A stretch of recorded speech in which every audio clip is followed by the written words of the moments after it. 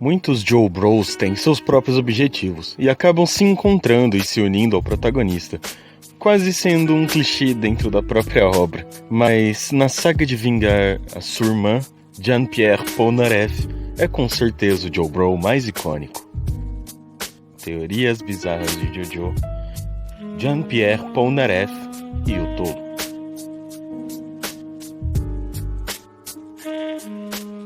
Sobre a escolha do nome, eu devo enfatizar que o Araki comentou em Jojonion sobre as 3 pessoas que lhe vêm à mente quando ele pensava em franceses.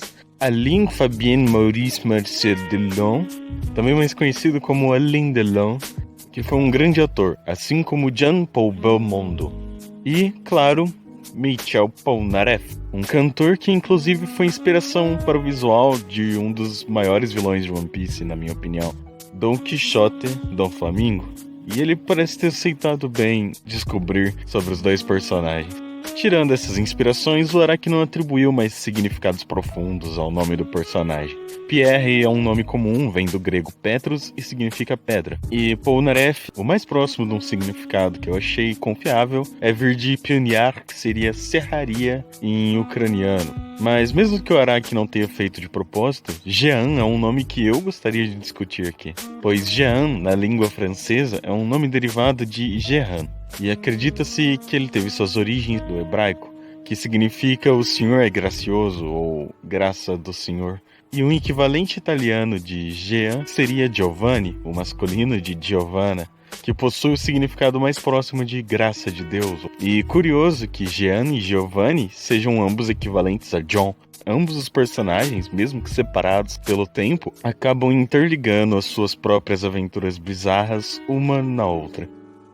Polnareff era o único membro que se uniu aos Cruzados que realmente tinha um objetivo diferente do deles. Ele queria vingança. Mesmo que depois tenha decidido ajudar seus novos aliados, Polnareff sempre tinha em mente seus próprios objetivos, com precisão e foco, como o bom espadachim que ele é, mesmo que o seu foco às vezes o impeça de ver o quadro todo.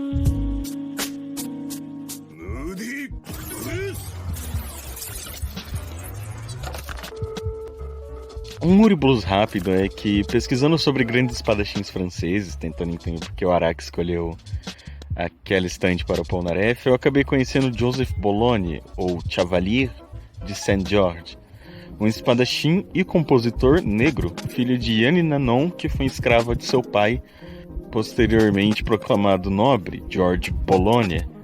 E existem relatos sobre como ele era habilidoso como um espadachim, a ponto de ter sido coronel e um músico incrível, ao ponto de ter chegado a ser maestro da Orquestra Sinfônica de Paris. Então, sim, esse Muriblues foi só para falar da história verdadeira do espadachim francês Joseph Bologne. Polnareff também é o alívio cômico, podendo flutuar entre o espadachim obstinado ou o tolo que sempre cai nas armadilhas dos inimigos. Araki inclusive diz que essa flexibilidade fez com que o Polnareff pudesse ser retratado em diversas situações em que ele não escreveria o Jotaro, por exemplo.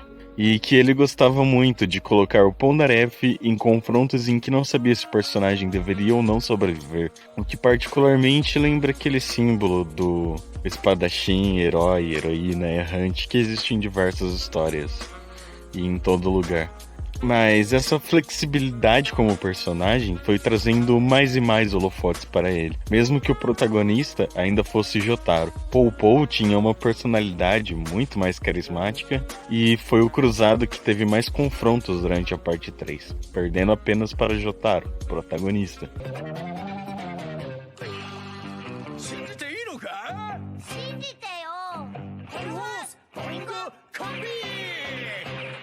E um dos confrontos que Polnareff teve foi contra Whole Horse, que curiosamente não foi planejado para entrar para a caravana dos cruzados, mas em determinado momento durante a publicação da história, ele passou a ser cogitado por Araki, que é um grande fã dos filmes de western e dos pistoleiros fora da lei. Ele até compara um pouco Whole Horse com Gyro Zeppelin, mas a sua personalidade parecida com a de Polnareff e o Emperor ser uma stand difícil de lidar, fez com que o próximo membro que Araki decidiu colocar na caravana dos cruzados não fosse um humano, E ele diz que se equilibrou perfeitamente em personalidade ao grupo.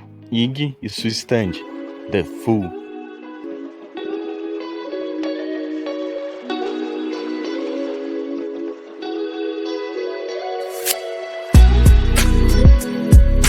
Ig é a sexta estrela a se unir nessa cruzada, mesmo que sendo forçado a isso, o que justifica o bully dele com o Polnareff. Mas logo após uma das melhores lutas de Stardust Crusaders, Ig decide se unir a esses humanos que gostam de cachorros e vai lá matar Dio, o vampiro que detesta cachorros.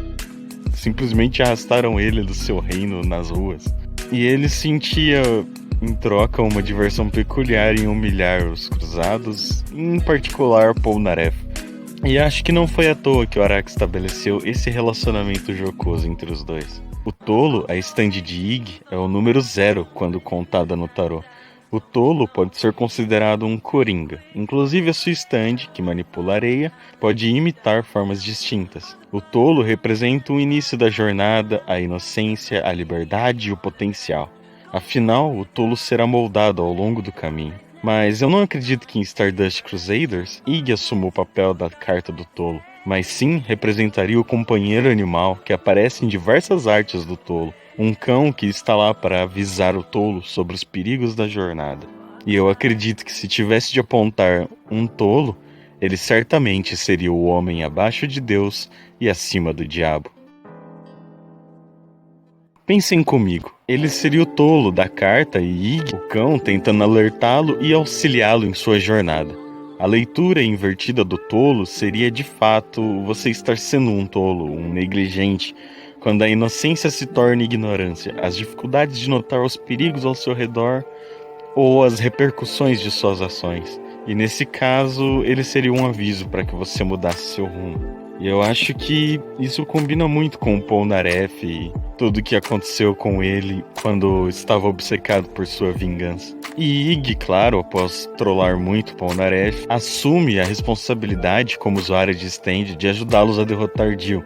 E após Ávido morrer, se sacrificando por eles, e sim, eu ainda vou falar do papel do Ávido, Ig passa a auxiliar o espadachim na luta contra o perigo silencioso de Vanilla Ice Cream. Inclusive, a areia que Ig manipulava no local servia como uma forma de eles detectarem os movimentos da stand. Ao menos, não tem como dizer que Ig não foi um companheiro leal, auxiliando e alertando o tolo em sua jornada, mesmo que apenas no fim da cruzada.